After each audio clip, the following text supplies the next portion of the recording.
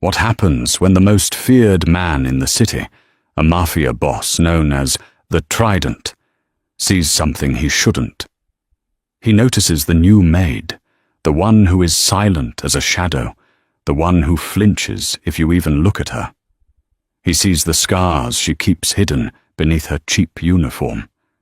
They aren't accidental. They're a signature, a brand of ownership from a monster far more public than he is. Any other man would have fired her.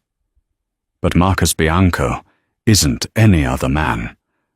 And what he did next didn't just break the rules, it left his most bitter enemies utterly speechless. The penthouse of Marcus Bianco was less a home and more a fortress of glass and steel, suspended 50 stories above the city. It was a sterile, silent world, governed by rules as rigid and cold as the marble floors. The staff, all 20 of them, understood this. They were paid 3 times the normal rate to be invisible, efficient, and above all, silent. Among them, Serafina Hayes was the newest and the most invisible. She was a ghost in a grey uniform, her pale hair pulled back so tightly it erased her features. In the 3 weeks she had worked for Mr. Bianco, she had never seen his face for more than a fleeting second. She'd only heard his voice, a low baritone that vibrated with impatient authority, twice. Once, ordering coffee. The second time, dismissing his chief of security, Leo Gravano, with a curt, "Handle it." Serafina preferred it this way. Anonymity was her armor. She had come to this city running from a past that felt like it was breathing down her neck, and she'd sought employment in the one place she believed her hunter would never dare to tread. The Lion's Den, the fortress of Marcus the Trident Bianco. Marcus Bianco ran the city's shadows with the precision of a surgeon and the ruthlessness of a shark. His legitimate businesses, global shipping, high-end construction, were merely the visible tip of an iceberg that sank deep into the underworld. He was a man of lethal routine. He ate the same breakfast at 7 a.m., took his meetings at 10:04 a.m., and reviewed his ledgers in his study at 8:00 p.m. It was during this 8:00 p.m. ritual that the invisible world and the world of power collided. Serafina was tasked with the light dusting of the study while he worked. This was the most dreaded job. He never acknowledged the staff, but his presence was a physical weight in the room. He sat at his massive oak desk, a single green-shaded lamp illuminating the papers before him, leaving his face in shadow. Serafina moved with practiced silence. She dusted the shelves, her hands shaking so slightly it was imperceptible. The shelves were filled with first-edition classics and, curiously, books on ancient military strategy. She was reaching for the top of a tall shelf, standing on the library's rolling ladder, when the rung beneath her foot gave a sickening crack. She wasn't used to cheap, faulty equipment. She was used to... well, she wasn't used to this. Serafina lost her balance, lurching forward. She didn't scream. She hadn't made a sound in years that wasn't required of her. She crashed against the shelf, sending a heavy copy of The Art of War tumbling down. She twisted to catch it, a desperate, clumsy movement. The book hit the floor with a hollow thud. Silence. The only sound in the room was Serafina's frantic, shallow breathing. "Get out!" Marcus Bianco said, his voice flat, not even looking up. "Yes, Mr. Bianco. I'm so sorry, sir, She fumbled, grabbing the book, her body burning with shame and terror. She would be fired, thrown out, and he would find her. The panic made her clumsy. As she bent to place the book on the table, the top 3 buttons of her stiff uniform, stressed by the fall, tore open. The cheap fabric gaped, exposing her collarbone and the top of her shoulder. She didn't notice. But he did. Marcus Bianco had finally looked up, his eyes, the color of dark ice, narrowing in annoyance. But the annoyance vanished, replaced by a stillness that was 1,000 times more terrifying. He wasn't looking at her face. He was staring at her skin. There, just below her collarbone, was a scar. It wasn't a jagged line from an accident. It was a brand, precise, deliberate, and hideously intricate, a stylized Gothic T woven into a pattern of thorns. Serafina saw where his eyes were locked. A cold dread, sharper than any fear he could normally inspire, seized her. She fumbled with the torn uniform, pulling the fabric together, her face draining of all color. I apologize, sir. It won't happen again. She backed away, her movements jerky, like a frightened animal. She practically ran from the room, the heavy oak door clicking shut behind her. Marcus Bianco did not move for a full minute. He stared at the spot where she had been. He had seen violence. He had inflicted it. He knew the language of scars. He knew the clumsy work of a street knife, the precise line of a surgical blade, the puckered mark of a bullet. He had never, in his entire life, seen anything like that. It was not a warning. It was a signature, a mark of ownership.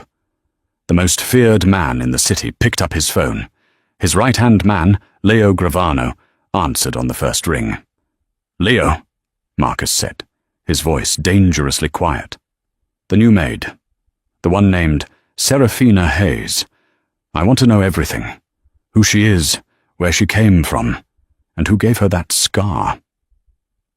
Leo Gravano was a man who specialized in finding the unfindable. He was Marcus Bianco's shadow, a man with a bland face and a mind like a steel trap. But this assignment was different. "Serafina Hayes," he reported to Marcus 24 hours later, "doesn't exist." They were in the penthouse study. Marcus was standing by the window, looking down at the city lights. He didn't turn. "Explain." "On paper, she's perfect," Leo said, flipping through a thin file. "Social security number issued 5 years ago. Driver's license from a small town in Oregon. A rental history in 2 different states. All of it clean." "But," Marcus asked, "it's too clean. It's a ghost profile. The social security number was issued to a woman who died in 1978. The addresses are mail drops. The references are burner phones. She was paid in cash at her last 2 jobs. She's been living off the grid, and she's been running hard." Marcus turned. "The scar. What did you find?" Leo hesitated. This was the part that chilled him.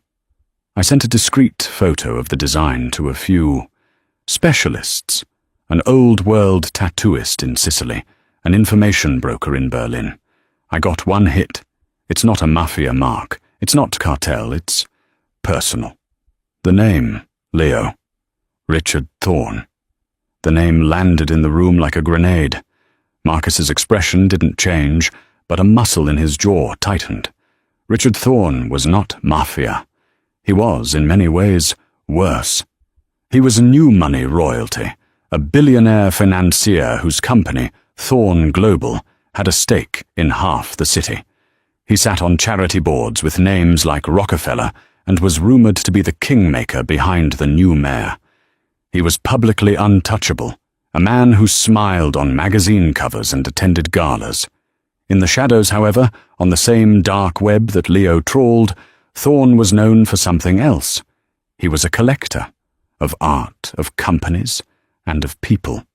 He was a man with depraved tastes and the resources to indulge them without consequence.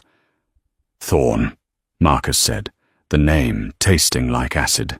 "He's not our world. He stays with the politicians and the bankers." "Apparently," Leo said quietly. "He doesn't. The rumors are dark, Marcus. Very dark. This T brand. It's what he does to the ones he thinks he owns. The ones who escape," Marcus finished. He was silent. The Petrovich Syndicate, his main rivals, He understood. They wanted territory. They wanted money. They operated by a code, however brutal. This was different. This was filth. And this filth had touched someone living under his roof, sleeping in his fortress. "She's been here 3 weeks," Marcus mused. "Why here? Why my house?" "A ghost looking for the biggest shadow to hide in," Leo suggested. "Who would ever look for a broken bird in the trident's nest? She'd be safer here than anywhere. Unless he found out." "He has found out," Marcus said. It wasn't a question.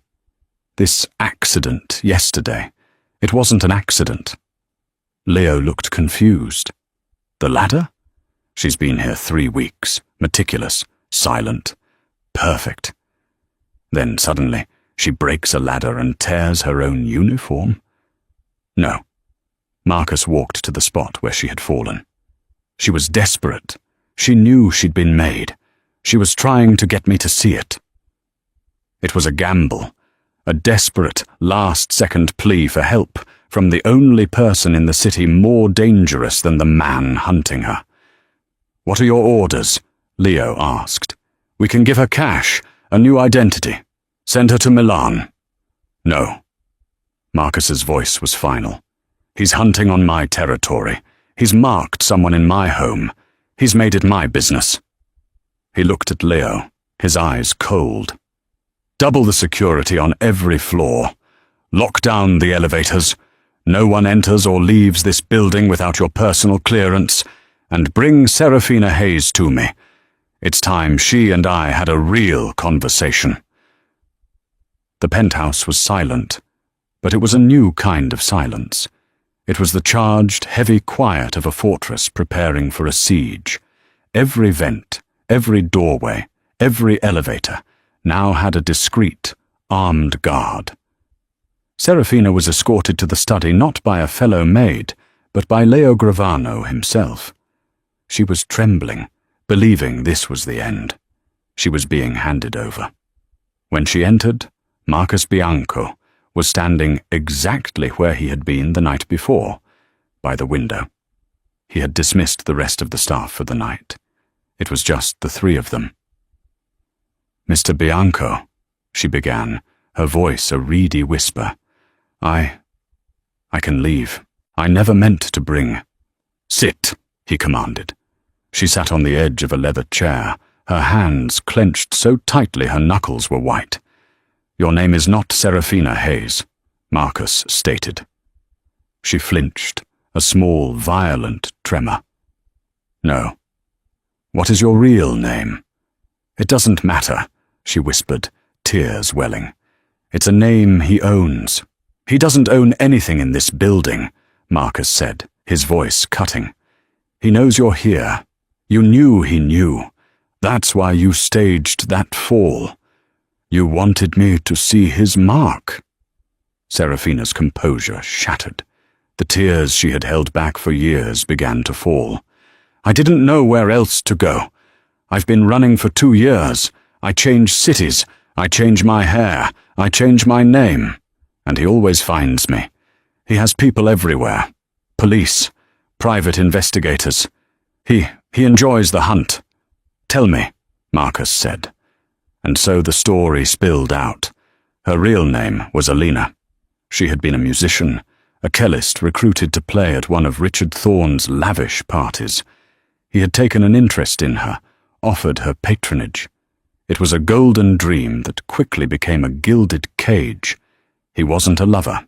He was a master. He isolated her, took her phone, her passport, her identity.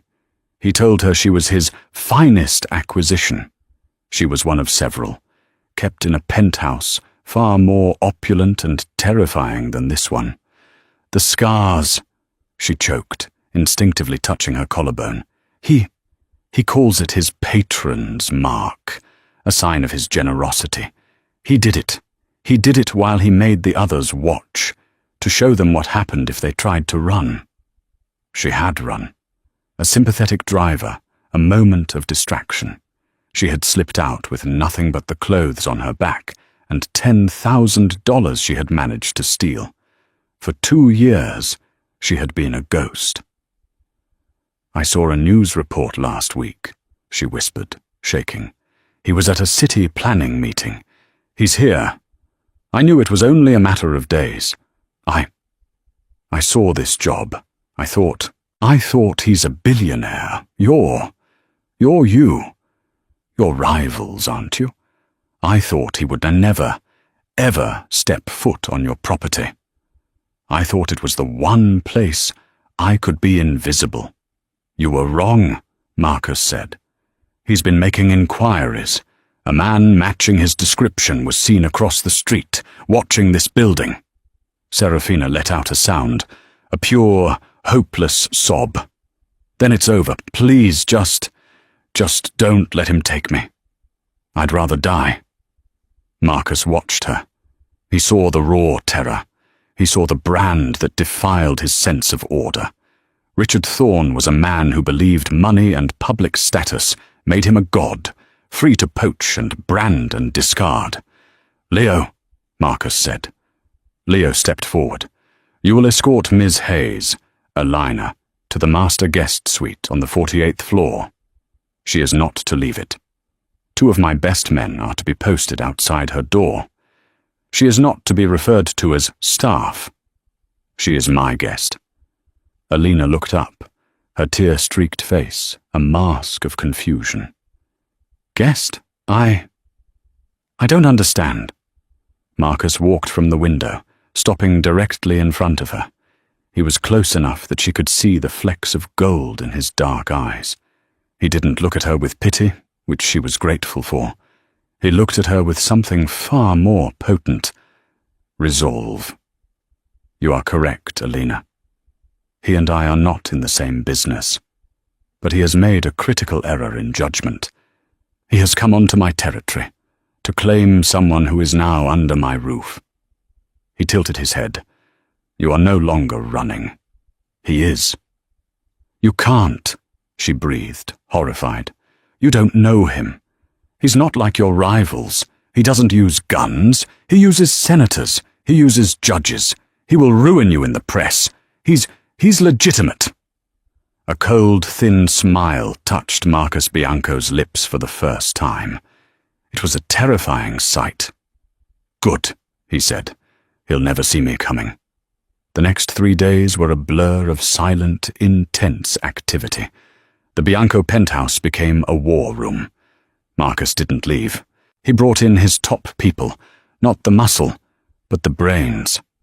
He brought in Wraith, a cybersecurity specialist who looked more like a college student, but who could crack a government mainframe in an hour. He brought in his chief financial officer, a woman who knew where every dark dollar in the city was laundered, and he brought in Leo, his strategist. Alina, now in the luxurious guest suite, felt like a princess in a tower. She was safe, but she was a prisoner. She watched the news, expecting to see Marcus Bianco's name dragged through the mud. Nothing. Meanwhile, Richard Thorne was getting impatient. His surveillance had confirmed his property was inside Bianco's building. He found this amusing. The brutish Mafia boss, hiding his prize. Thorne decided to make a power play. He didn't send thugs. He sent a lawyer. The lawyer, a man in a $10,000 suit, was met by Leo in the lobby. "Mr. Thorne sends his compliments," the lawyer said, holding a briefcase. "He is aware Mr. Bianco is in possession of a personal item of his. A runaway employee. He is prepared to offer $100,000 for her immediate and discreet return. No questions asked." Leo stared at the man, his bland face unreadable. "Mr. Bianco has no idea what you're talking about." "Please don't be obtuse," the lawyer sneered. "We know she's here. If she is not returned within 24 hours, Mr. Thorne will be forced to take escalating measures. He has many friends. Friends at the SEC, friends in the IRS, friends at the Times. It would be a shame if Mr. Bianco's Legitimate shipping interests suddenly came under federal review. Leo smiled. Is that all? Consider this a courtesy, Mr. Gravano. Don't make an enemy of Richard Thorne. You play in the mud. He plays on the board. Leo motioned to the guards. See him out. When Leo reported the threat to Marcus, the boss was in his study, looking at a complex diagram Wraith had projected onto the wall. It was a map of Thorne's digital empire. He's threatening us with an audit, Leo said, disgusted. Of course he is, Marcus said, not looking up. It's what he knows. He thinks we're idiots with guns. He pointed to a node on the map. Wraith, that server, the one in the Caymans. I want it. It's encrypted to hell and back, boss, Wraith said, fingers flying, but give me an hour. Alina, Marcus said, turning to Leo. I need her to confirm something. Does Thorne have a gala, an annual event? Leo nodded. Yes. The City Founders Charity Ball. It's his pet project. He's the chairman. It's tomorrow night, the biggest social event of the year. Good, Marcus said. Call my tailor. Have him meet Alina. I need her fitted for a gown, something magnificent. And red. Leo paused. You can't be thinking of taking her there. Marcus, that's not a fight. That's a declaration of war, on his home turf. Exactly, Marcus said, as Wraith suddenly cheered. I'm in, Wraith announced. I'm in the Cayman server. Oh my. Oh, this guy is a pig. It's all here. The offshore accounts, the blackmail files, the real ledgers for the charity. He's skimming millions. Marcus looked at the data streaming onto the wall. He's threatening me with an audit, he said, his voice soft. He has no idea what a real audit looks like. He turned to Leo. Tell the tailor, red, and find me the best jeweler in this city. I want her dripping in diamonds. If Thorne wants to play on the board, we'll show him what a king looks like. The City Founders Charity Ball was the apex of New York society. It was held in the grand ballroom of the City Museum, a cavernous space of marble and gold. Men whose ancestors were names like Vanderbilt and Astor mingled with tech billionaires and senators. And at the center of it all, holding court like a modern-day king, was Richard Thorne. He was smug. He had heard Bianco had refused his offer.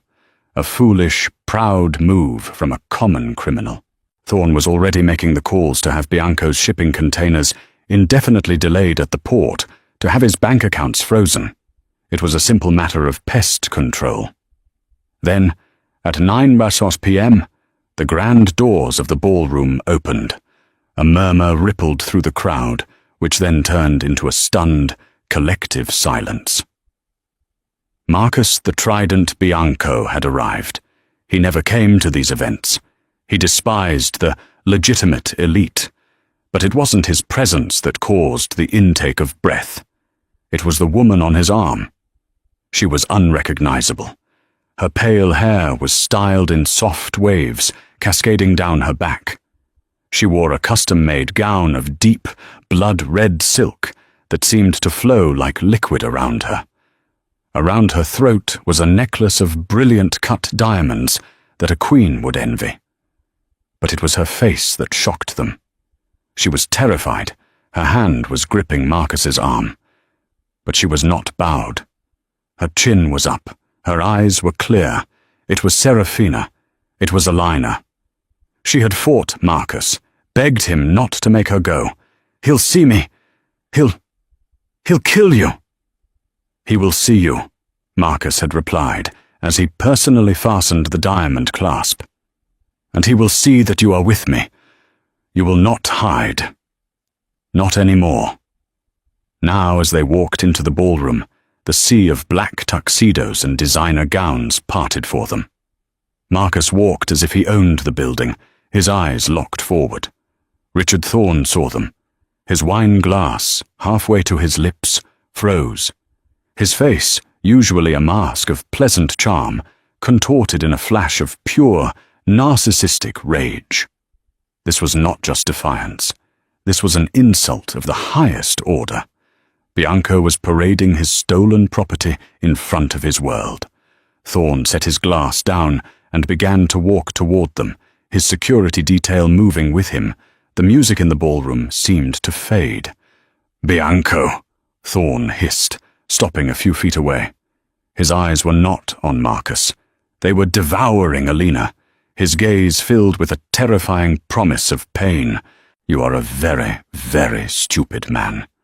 You have something that belongs to me." Alina flinched, instinctively trying to cover the scar that the dress's elegant neckline didn't hide. But Marcus's hand found hers, not to hide it, but to hold it firmly at his side. Marcus Bianco looked Richard Thorne in the eye. He was a full head taller than the financier. "I have nothing that belongs to you, Thorne," Marcus said, his voice a low rumble that cut through the silence. "I am here with my guest, Alina." He said her real name, loudly. Thorne's face purpled. "She is my employee. She stole from me. I am here to reclaim my property." "She is not property," Marcus said. "She is a guest of the Bianco family, and she is under my protection, permanently." A collective gasp went up. This was a public declaration. Thorne laughed, a high, ugly sound. "Protection? You? A gutter rat who got lucky? You're protecting staff? You think your goons can touch me?" He gestured to the room. "These are my friends, the mayor, the police commissioner. You are nothing here." "You're right," Marcus said, nodding slowly. "My goons can't touch you. You've insulated yourself perfectly from men like me." He leaned in, so only Thorne could hear. "But you're not insulated from men like you. You threatened me with an audit, so I performed one. While you were sipping champagne, my associate, Wraith, downloaded the entire contents of your Cayman server." Thorne's blood ran cold. The smile vanished. "You're bluffing." "Am I?" Marcus said, his voice a whisper. "I have the real ledgers for this very gala, the $5 million you skimmed. I have the blackmail file on Senator Hayes. I have the wire transfer records of your purchases from that collector in Eastern Europe. I have every single thing you've ever hidden." Thorne was white as a sheet. What do you want? Money? Name your price." Marcus smiled, that cold, thin smile.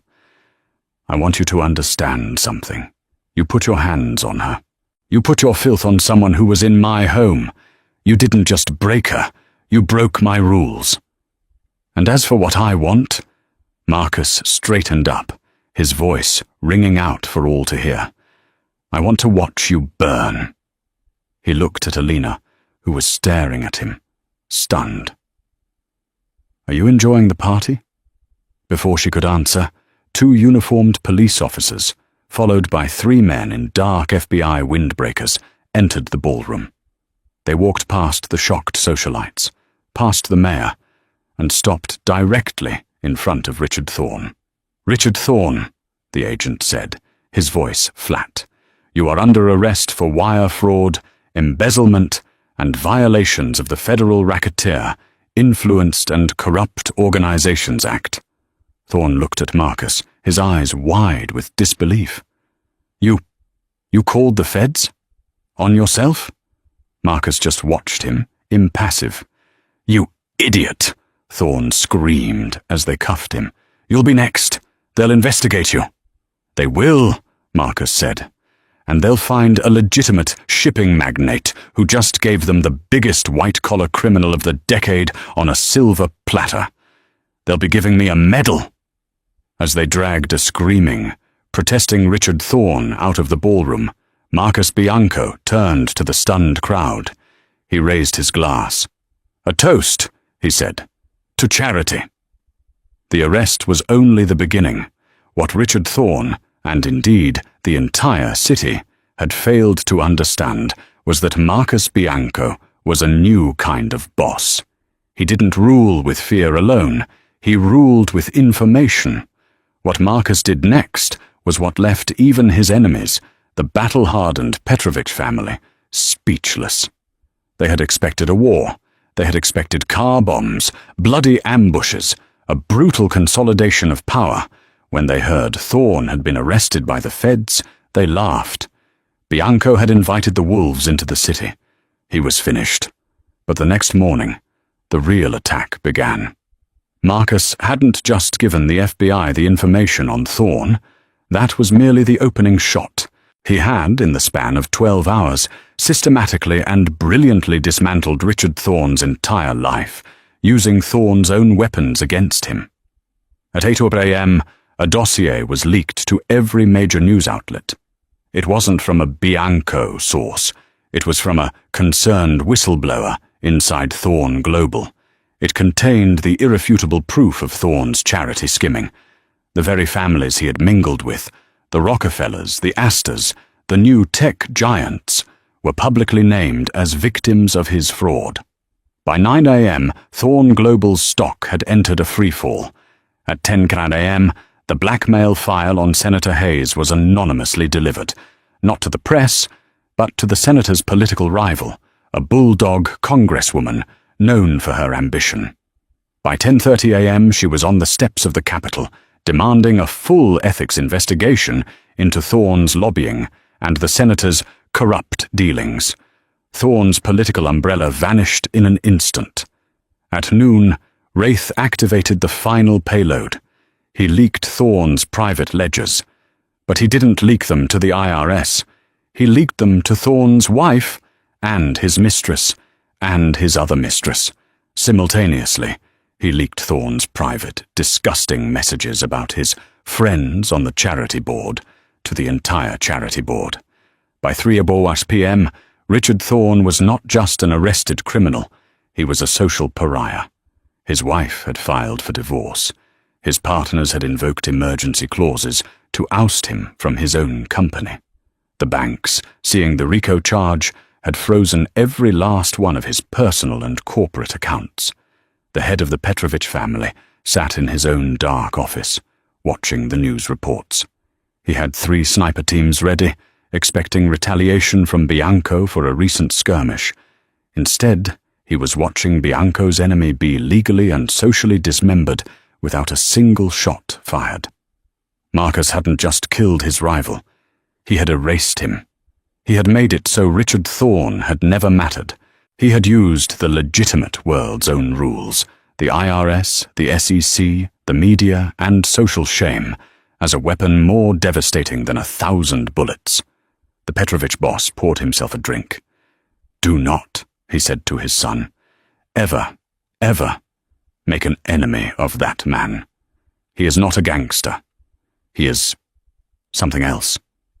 Marcus Bianco had proven that he could destroy a man in the gutter, and he could destroy a man in a penthouse, all with the same chilling efficiency. The underworld was silent, not in fear of a war, but in awe of a massacre they hadn't even seen. The 2 days that followed the gala felt like a lifetime suspended in glass. The penthouse, which had been a fortress of war, returned to its state of sterile, heavy silence. The extra guards vanished. The war room was once again a billiards lounge. The city below was a firestorm of headlines, the Thorne collapse dominating every news cycle. But 50 stories up, there was only stillness. Alina was in the study. She had been drawn to the room, to the window where Marcus had stood when he'd made his decision. She had not been a guest or staff. She had been a piece on his chessboard. Now, the game was over. Thorne was in a federal holding cell, denied bail. His assets were frozen.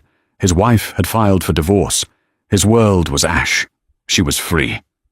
The words tasted like dust. What did free even mean? For 2 years, free had meant running, looking over her shoulder, sleeping in cheap motels with a chair jammed under the doorknob. Before that, free had meant being a Kellist, her fingers finding solace in the strings of a 19th-century Italian instrument. Thorn had taken that. He hadn't just scarred her body, he had broken her hands. Not literally, but he had broken her spirit. She hadn't touched an instrument since the day he first locked his penthouse door. The music had died, and the ghost, Serafina, had been born. Now, Alina stood in a new penthouse, a new cage, a gilded one, yes, but she was still a prisoner. She was a captive of the man who had saved her. She had no money, no identity that wasn't a fabrication, and no future. She had simply traded one master for another. A brutal, sadistic one for a cold, calculating one. The study door opened with a near-silent click. Marcus Bianco entered. He was not in the immaculate black suit he'd worn to the gala, nor the razor-sharp business attire of his workday. He was in a simple black cashmere sweater and dark trousers. He looked, for the first time since she'd met him, like a man, and not an icon of fear. He didn't speak, but walked to the expansive bar built into the wall. The sound of a heavy crystal decanter and the glug of amber liquid filled the silence. He poured 2 glasses of scotch, the ice cubes cracking as the alcohol hit them. He walked over to her, his footsteps muffled by the Persian rug. He handed her one of the glasses. His fingers brushed hers. She had expected his skin to be cold as ice. It was warm. She took the glass, her hand steady. It was a small victory, but it was hers. "It's over," she said. Her voice was husky, unused. It was not a question. "Yes," he confirmed, moving to stand beside her, both of them looking out at the city. "It's over." The silence stretched, but it wasn't empty. It was filled with the things they weren't saying. Finally, she turned to face him. He was taller than she'd realized, and his presence was a physical weight. But the terror she'd once felt was gone, replaced by a deep, unsettling curiosity. "Why?" she asked, her voice soft but strong. She wouldn't be a ghost anymore. "Why would you do that for me? You risked everything. You brought the FBI to your own doorstep. The papers, they're calling you a whistleblower, a civic hero. But your rivals, the Petrovics, they won't see it that way. You've brought the feds into your world. You exposed your entire operation to scrutiny. For a maid." Marcus took a slow sip of his scotch, his eyes never leaving the skyline. "The FBI will be busy with Thorn's international accounts for a decade," he said, the same dismissive tone he'd used before. "My operations are insulated. You cannot audit a shadow. And the Petrovics," he almost smiled, "they are not angry. They are confused. They are animals who understand force. They just watched me take down a rival with a telephone. They are now more afraid of my accountant than they are of my soldiers. That is a tactical victory." "That's not an answer, Marcus," Alina insisted, her grip tightening on the glass. "That is a strategy. I want to know why." He turned to look at her then. His eyes, those dark, impossibly cold eyes, roamed her face, not with desire, but with an analyst's precision. He was reading her, calculating. "When I was 9 years old," he said, his voice a low rumble. "My father was still new in this city. He was small. He had a bakery. It was a front, but it was his. There was a man like Thorn, not Mafia. He was a city inspector. He wore a clean suit and had clean hands. And he liked to torment my father. He'd find violations. He'd demand money. But it wasn't about the money. It was about the power. He liked watching my father, a proud man, beg." Alina's breath caught.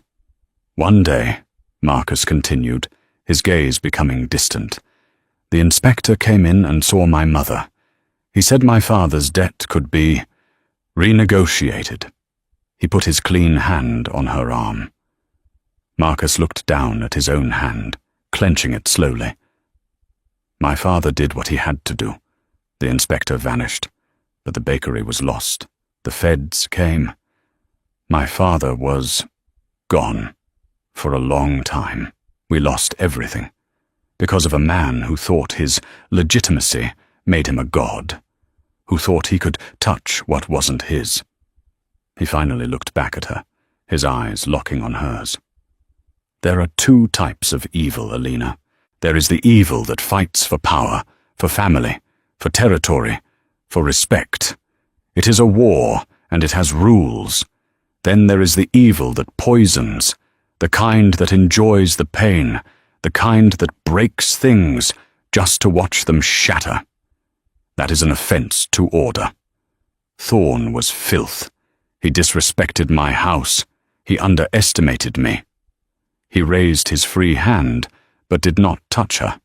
His fingers hovered over her collarbone, where the stylized T was hidden beneath her blouse. And he damaged something valuable, he finished, his voice soft. I always protect what is mine.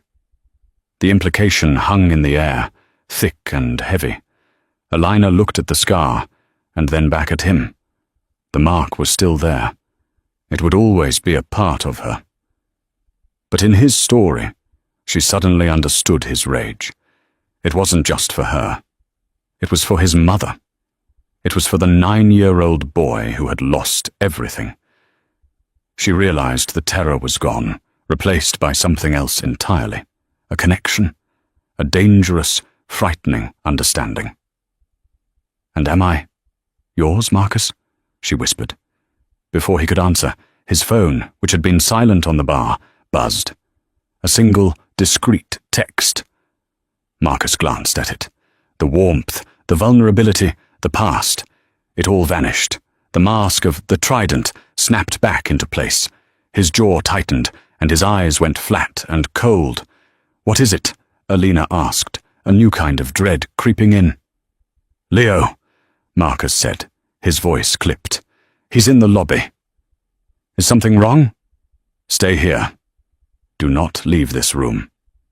He set his glass down and was gone, the door clicking shut behind him. Alina stood alone, her heart hammering. The quiet of the penthouse suddenly felt menacing again. The game wasn't over. It was just a new board.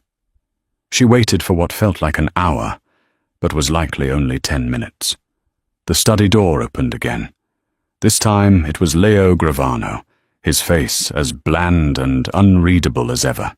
He was holding a large, flat box wrapped in brown paper. Ms. Alina, he said, his voice polite. A delivery was made to the front desk, addressed to the Maid at Bianco Penthouse. Alina went cold. Mr. Bianco wanted you to see it, Leo said. He placed the box on the massive oak desk and, with a small knife, cut the twine. He lifted the lid. Alina let out a sound, a choked, strangled sob, and stumbled back. Inside, on a bed of black velvet, was a shattered piece of dark, aged wood. It was the neck and scroll of a cello, splintered and destroyed. Lying across it was a single, pristine white rose. Tucked into the velvet was a small, elegant card. Alina didn't need to read it. She knew the handwriting. It wasn't Thorn's. It was from a man named Dmitri Petrovich. The card read, "A beautiful bird. But a cage is still a cage. Some things stay broken." This was the test. The Petrovics, confused by Marcus's legitimate war, were now testing his boundaries. They weren't attacking him. They were attacking her. They were reminding Marcus that he had a weakness now, that by saving her, he had made her a target. They were mocking her brokenness and his protection. A fresh wave of terror washed over her. She would never be free. She was a liability, a piece of damaged goods that would get this man killed. "I have to leave," she whispered, backing toward the door. They're right. I'll bring them down on you. I have to go." Mr. Bianco anticipated this response, Leo said, his voice calm, cutting through her panic. "He asks that you wait. He is handling it." "Handling it?"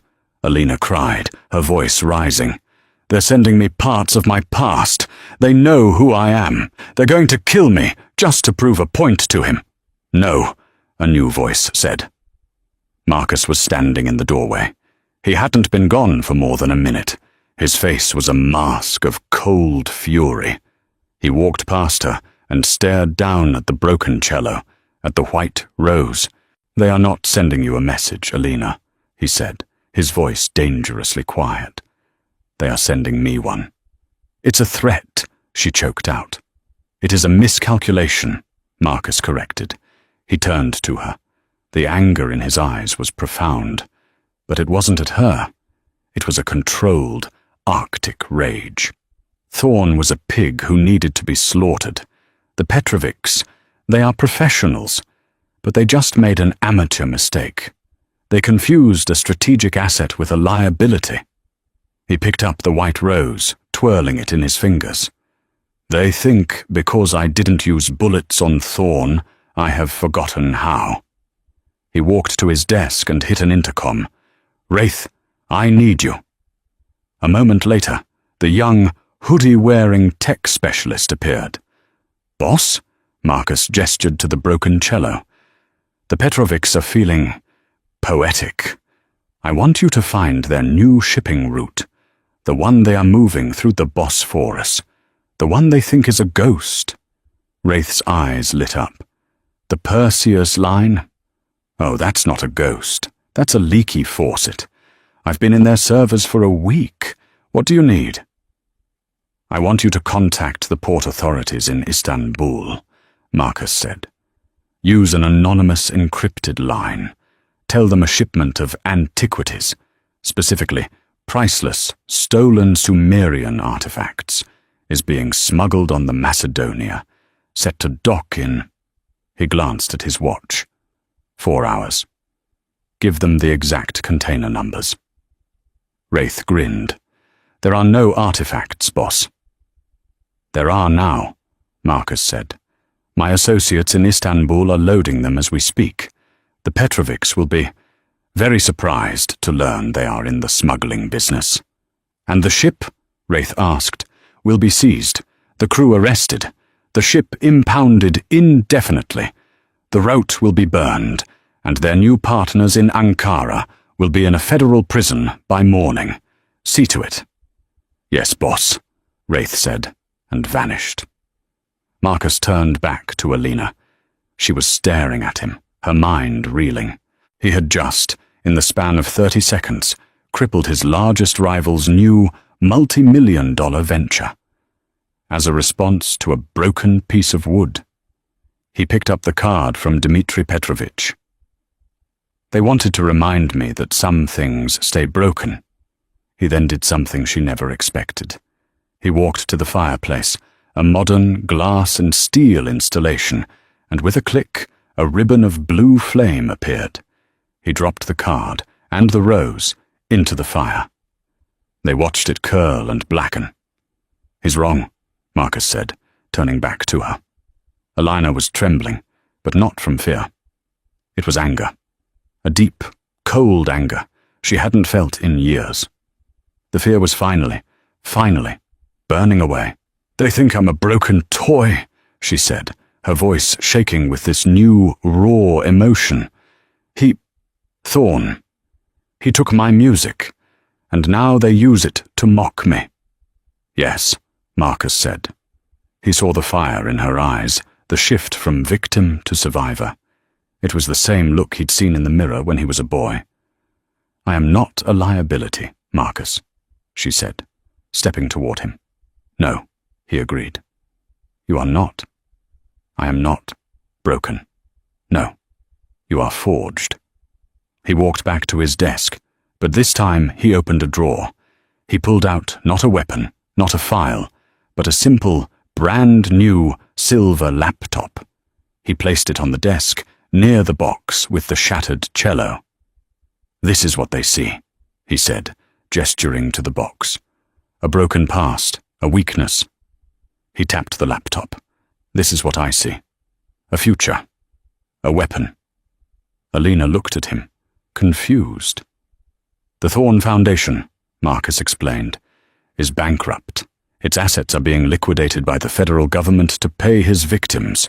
Tomorrow, I am acquiring all of them for 10 cents on the dollar. The name will be dissolved. It will become the A.H. Foundation.